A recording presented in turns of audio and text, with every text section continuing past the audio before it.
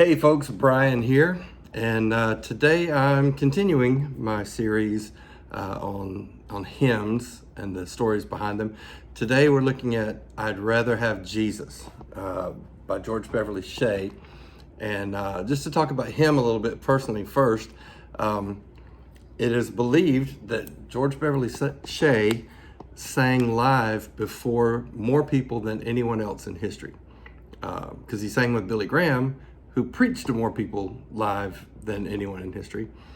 So George Beverly Shea was born in Canada in February of 1909. And he was the fourth child out of 8 of Reverend Adam Shea, a Wesleyan Methodist minister, and his wife Maud.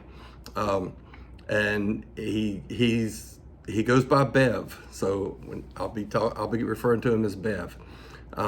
But he said that he became a Christian at age 5 or 6, but made a rededication to Christ when he was 18 at the Sunnyside Wesleyan Methodist Church in Ottawa.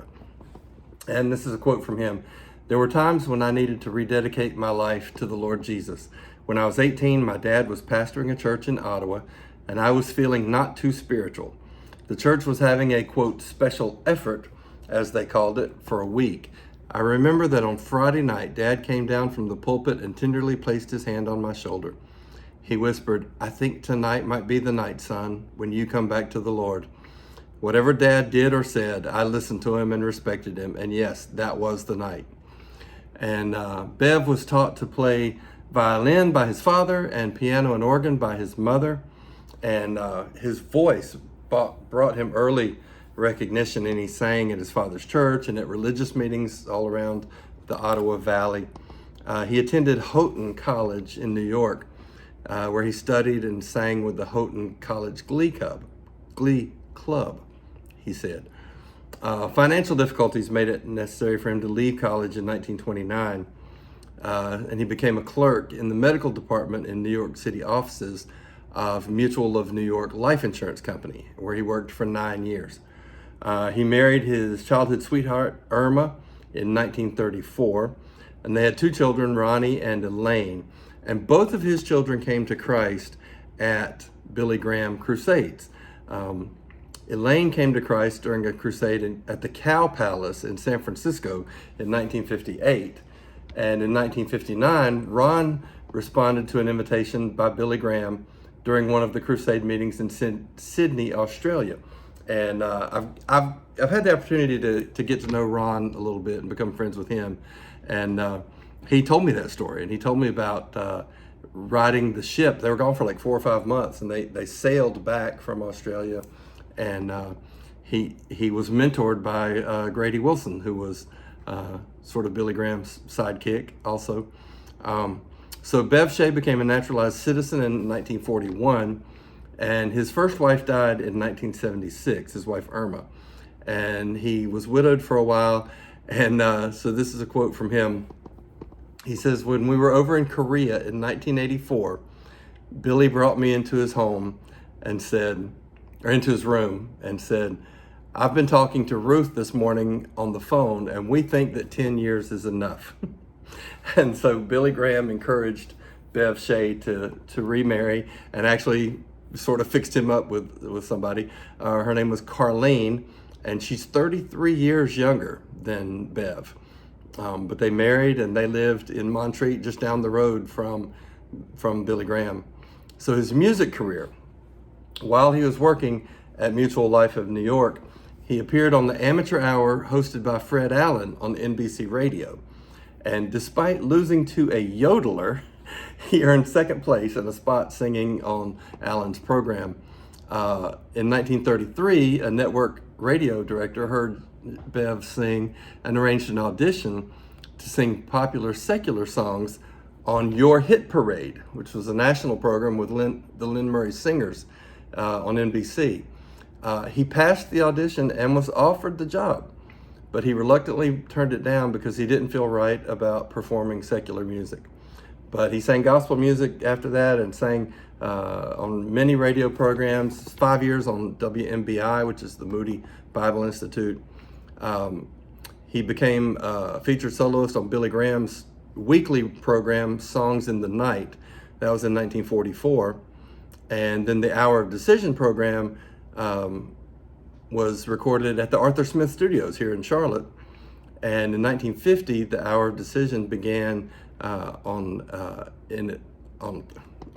we'll edit that out, on 150 radio stations. And by the fifth week, it had the largest audience of any religious program in history. And Bev sang regularly on that. Excuse me. So Bev, we'll edit that out too. So Bev recorded approximately 500 vocal solos, more than 70 albums of religious music on RCA Victor and Word Records. He was signed to RCA Victor in 1951, and Ron told me that Bev and Elvis were signed by the same producer at RCA. And he was with RCA for 24 years before signing with Word Records, which was a Christian label. But when RCA Victor signed him, the song that they chose to initially spotlight, their new singer, was "I'd Rather Have Jesus." And so here's the story of that song. Bev Shea's mother would often leave poems and quotes around the house in order to spiritually guide him. He said, "I was living at home with my parents, working at Mutual Life Insurance and studying voice. One Sunday morning, I found the poem waiting for me on the piano. I recognized my mother's handwriting. She had copied the words of a poem by Mrs. Rhea F. Miller, knowing that I would read the beautiful message." And this is how he tells it. "The poem was written by Rhea Miller. Mother thought it to be a wonderful poem and wanted me to read it. She then asked me to try my hand at writing a melody for the verses. He was immediately impressed with the lyrics and so moved that he said it just came to him. The music just came to him. And that morning he sang it at his father's church service." And Bev Shea commented, "Over the years, I've not sung any song more than 'I'd Rather Have Jesus,' but I never grow weary of Mrs. Miller's heartfelt words." And so it's kind of fitting, since he turned down a very lucrative contract and career in secular music, that song, "I'd Rather Have Jesus," was his most used song. Because the second verse says, "I'd rather have Jesus than man's applause. I'd rather be faithful to his dear cause. I'd rather have Jesus than worldwide fame. I'd rather be true to his holy name." So "I'd Rather Have Jesus" sort of became his musical theme song for his audiences. And he yielded his talents and his life to the service of Christ at a young age, and he never looked back. And he lived to 104 years old. And he's buried at the Billy Graham Library. And I encourage you to go back and look. I'll put a couple videos in the comments to go back and look at him singing this song at various stages in his life. It's a great song, great man. Thank you for watching this. Be sure to like, share, subscribe. And as always, stay salty, my friend.